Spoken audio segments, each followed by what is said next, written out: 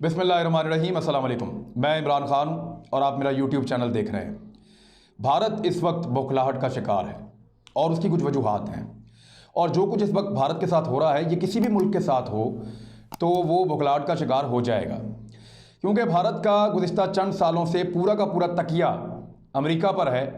यानी उसका सारा इन्हिसार अमेरिका पे बढ़ता चला जा रहा है। अमेरिका का वो हलीफ बनता जा रहा है, अमेरिका के साथ ताल्लुकात बेहतर कर रहा है। अमेरिकन सदर डोनाल्ड ट्रंप जो है वो भारत में आते हैं और भारतीय जो वज़ीर आज़म है नरेंद्र मोदी, हालांकि इस आदमी पे पाबंदी थी, ये अमेरिका ट्रैवल नहीं कर सकते थे, इनको वीज़ा नहीं मिलता था क्योंकि इन्होंने मुसलमानों का कत्लेआम किया था। तो उसके बाद इनको अब वीज़ा भी मिलता है, ये अमेरिका भी जाते हैं, वहाँ पे डोनाल्ड ट्रंप इनको बड़ा गले लगा के मिलते हैं, इनके साथ बड़े जलसे वलसे भी करते हैं। तो भारत का पूरा इन्हिसार जो है वो अमेरिका के ऊपर था। पाकिस्तान जो है वो पहले अमेरिका के ऊपर बहुत इन्हिसार करता था, लेकिन पाकिस्तान ने उसकी बड़ी भारी कीमत चुकाई है और उसका बाद में कभी हम तस्करा करेंगे कि पाकिस्तान ने क्या क्या अमेरिका की वजह से कुर्बान कर दिया है। लेकिन अब भारत को इस बात की समझ नहीं आ रही। भारत ने अमेरिका का साथ दिया बहुत सारी चीज़ों में और अमेरिका के हर एजेंडे पे उनके साथ खड़ा हो गया, लेकिन पाकिस्तान की जो जुग्राफियाई अहमियत थी उसकी वजह से काम बना नहीं अमेरिका का। पाकिस्तान के बगैर उनका गुजारा चलता नहीं है। अब अफ़गान तालिबान के साथ मुज़ाकरात हों या अफ़गानिस्तान में नई हुकूमत की तश्कील हो या वहाँ पे कुछ डेवलपमेंट्स हो रही हों, तो उन सारी चीज़ों के अंदर पाकिस्तान का रोल हमेशा माना जाता है, बैनुल-अक़वामी सतह पे भी और अमेरिका में भी, और भारत का नहीं माना जाता। भारत को इस चीज़ से बहुत इरिटेशन होती है कि जितनी मर्जी कुर्बानी दे दे, उसकी जोग्राफियाई लिहाज से वो अहमियत नहीं है जो पाकिस्तान की अहमियत है। तो भारत के साथ हुआ क्या, मैं ऊपर नीचे दो तीन चीज़ें आपको बताता हूँ। नंबर एक, व्हाइट हाउस ने भारतीय सदर और वज़ीर आज़म को डिजिटल तलाक दी है। ये डिजिटल तलाक जो है वो आप समझते हैं ये क्या होती है। उन्होंने फॉलो किया था, व्हाइट हाउस ने वज़ीर आज़म नरेंद्र मोदी को और भारतीय सदर को चंद हफ्ते कबल व्हाइट हाउस ने सोशल मीडिया पे उनको फॉलो किया, लेकिन अब उनको जो है वो अनफॉलो कर दिया गया और इस पे भारत में शदीद तशवीश है कि ये क्या हो गया हमारे साथ। दूसरा ये हुआ कि अमरीकी एक कमीशन है, उसकी एक रिपोर्ट आई है और अमरीकी कमीशन जो है ये मजहबी आज़ादियों के हवाले से पूरी दुनिया की रिपोर्ट एक बनाता है। उसने भारत को इस रिपोर्ट ने शामिल कर दिया है CPC ममालिक की लिस्ट में। ये वो ममालिक हैं जहाँ पे अक़लियतों को आज़ादी हासिल नहीं है, जहाँ पे अक़लियतों को दबाया जाता है। और अमरीकी कमीशन ने अपनी रिपोर्ट में वाज़े तौर पे लिखा है कि भारत के ऊपर कुछ पाबंदियाँ लगनी चाहिए और पाबंदियों का मुतालबा भी किया है। और इसी बीच में जो है वो अनफॉलो कर दिया गया भारतीय सदर को और भारतीय वज़ीर आज़म को। तो ये एक बहुत बड़ी डेवलपमेंट है और भारत इस पे बहुत हसास है। और जो वजूहात बताई गई इस कमीशन की रिपोर्ट में, उनमें से एक तो ये है कि भारत ने एक मुतनाज़ शहरियत बिल जो है वो पास किया। उस पर पूरे भारत के अंदर अक़लियतें शोर शराबा मचा रही हैं और बहुत हालात ख़राब हैं। अक़लियतों पे हमलों में इजाफा हुआ है और जो कलअदम तंजीमें भारत के अंदर काम करती हैं, जो हिंदू तंजीमें हैं, उनको बढ़ावा दिया गया है कि वो मुसलमानों पे हमले करें और उनको सपोर्ट की जा रही है हुकूमती सतह पे। अक़लियतों की जो मजहबी आज़ादियाँ हैं उनको सलब किया जा रहा है, इसके रिपोर्ट के अंदर बताया गया। और साथ ही साथ जो गौ रक्षा वाले हैं वो ख़ास तौर पे मुसलमानों के ऊपर हमले करते हैं। अगर मुसलमान गोश्त खा रहे हैं या लेकर जा रहे हैं, चाहे वो गाय का है या किसी और जानवर का है, तो इस बहाने उनके ऊपर हमला किया जाता है और उनको ज़ख्मी किया जाता है, हलाक किया जाता है। तो ऐसे बहुत सारे वाक़यात हो रहे हैं। बाबरी मस्जिद का एक इंतहाई मुतनाज़ फ़ैसला आया भारतीय अदालत की जानिब से। उस फैसले की वजह से भारत को शदीद तनकीद का निशाना बनाया जा रहा है और इस रिपोर्ट में यह लिखा गया है कि उसकी वजह से एक बड़ी अक़लियत का बड़े पैमाने पर दिल आज़ारी हुई है और मुसलमानों को, ईसाइयों को और छोटी ज़ात के हिंदुओं को लगातार ना सिर्फ तंग किया जा रहा है बल्कि उनको मजहबी रसूमात भी अदा नहीं करने दी जा रही। तो ये है वो रिपोर्ट। और दूसरी तरफ यही रिपोर्ट क्या कह रही है कि पाकिस्तान ने बहुत अच्छा काम किया है। पाकिस्तान का शुमार उन ममालिक में हो रहा है जो बेहतरीन काम कर रहे हैं। पाकिस्तान के कुछ कामों का जिक्र किया गया है इस रिपोर्ट में। एक तो ये कहा गया है कि जो करतारपुर राहदारी पाकिस्तान ने बनाई है वो पूरी दुनिया की सिख बरादरी का पाकिस्तान ने दिल जीता है। ये एक बड़ा ज़बरदस्त काम है। इसमें जनरल कमर जावेद बाजवा साहब का और इमरान खान साहब का, दोनों का ये विजन था और बड़ा इंपॉर्टेंट उन्होंने ये काम किया है।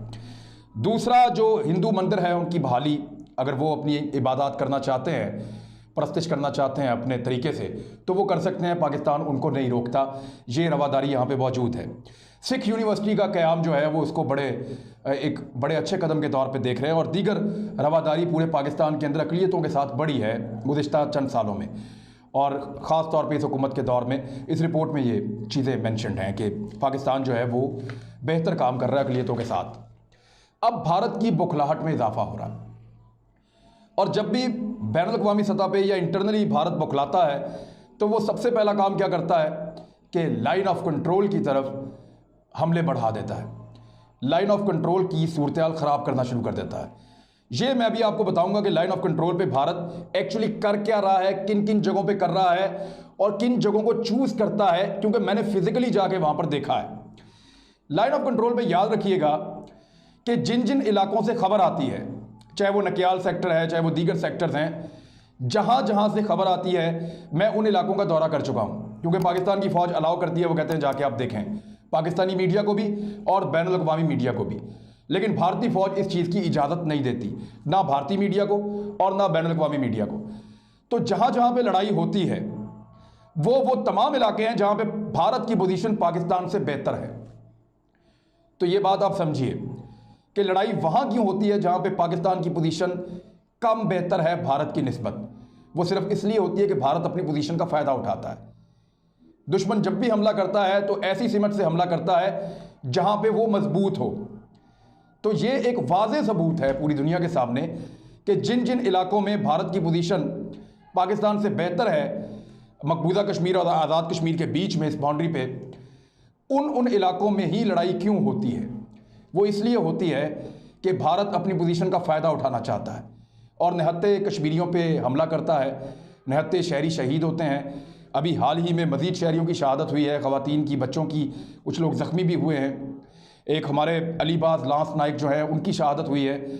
और दूसरी तरफ भारत में क्या हुआ है वो एक अलग कहानी है। भारत पे जब पाकिस्तानी फ़ौज ने यहाँ मोर्चों से जवाबी हमला किया है तो भारत कभी भी अपना नुकसान बताता नहीं है, ना मीडिया में रिपोर्ट होने देता है, ना किसी को वहाँ पे जाने देता है।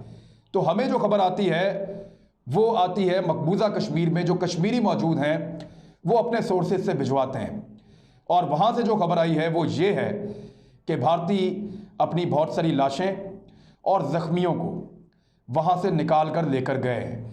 और इस चीज़ के ऐनी शाहिदीन मकबूजा कश्मीर में वहाँ के कश्मीरी मुसलमान मौजूद हैं, और उन्होंने ये बात इन्फॉर्मेशन शेयर की है हाल ही में कि भारत ने लाइन ऑफ कंट्रोल से अपने ज़ख्मियों को और अपनी लाशों को मुंतकिल किया है पीछे की जानिब, और नई कुमक जो है वो उन्होंने भिजवाई है पाकिस्तानी फ़ौज का मुकाबला करने के लिए। तो ये तो है भारत का नुकसान जो बहुत भारी हुआ है हाल ही में, और ये जंगी जुनून भारत का सिर्फ इसलिए है कि इंटरनली और बैनुल-अक़वामी सतह पे उसको शदीद तनकीद का सामना है। भारत के अंदर बहुत सारी तहरीकें खड़ी हो गई हैं। भारत के अंदर जो लोग हक और सच की आवाज़ उठाते हैं, चाहे वो मीडिया में हैं, चाहे वो सोशल मीडिया एक्टिविस्ट हैं, चाहे वो तंजीमें हैं इंसानी हकूक़ की, वो सारे के सारे नरेंद्र मोदी और भारत के ख़िलाफ़ इस वक्त सरापा एहतजाज हैं। और कोरोना की वबा के दौरान जो भारत में हुआ वो पूरी दुनिया में कहीं नहीं हुआ। उन्होंने इस सारे का इल्ज़ाम उठा के मुसलमानों पे डाल दिया, उनको उनके इलाकों में बंद कर दिया, उनके लिए सब्ज़ी और राशन बंद करवा दिया, और इवन अगर मुसलमान कोई कारोबार करता है तो उससे कोई चीज़ नहीं खरीदते, और अगर यही कारोबार हिंदू कर रहा होता है तो उससे चीज़ें खरीदी जाती हैं।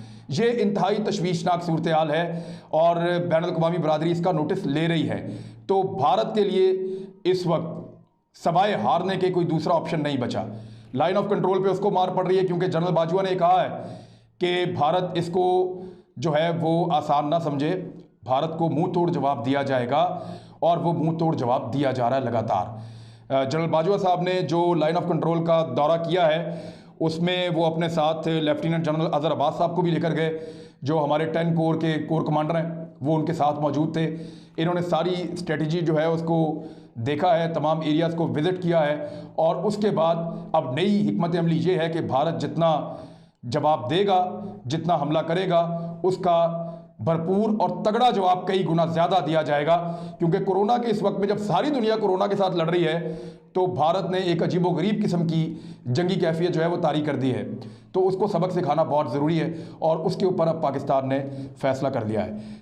भारत के लिए सबसे इम्पॉर्टेंट, मैं वंस अगेन आपको ये कहूँगा कि भारत के लिए इस वक्त सवाए इसके कोई और चारा नहीं है कि वो अपनी पॉलिसी को बदले, ना सिर्फ बॉर्डर पे बल्कि अपनी खारजा पॉलिसी को भी बदले। अमेरिका के बारे में भी वो दोबारा सोच सकता है कि अमेरिका के साथ ताल्लुकात उसके फ़ायदे में है या उसके नुकसान में है।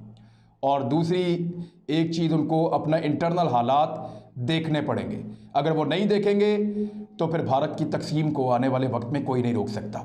अगर आपको मेरी ये वीडियोस पसंद आती हैं और आपको लगता है मैं ठीक काम कर रहा हूं, तो मेरी हौसला अफजाई के लिए आप इसको शेयर किया करें और सब्सक्राइब भी कर दिया करें, ताकि मैं ज़्यादा बेहतर काम कर सकूं। मेरे साथ एक टीम काम कर रही है तो उनको और ज़्यादा वजह मिलेगी अच्छा काम करने का। तो बहुत शुक्रिया आपका। इसको शेयर कर लें, आप लाइक कर लें, इसको सब्सक्राइब भी कर लें और दूसरों को भी बताएँ। Thank you.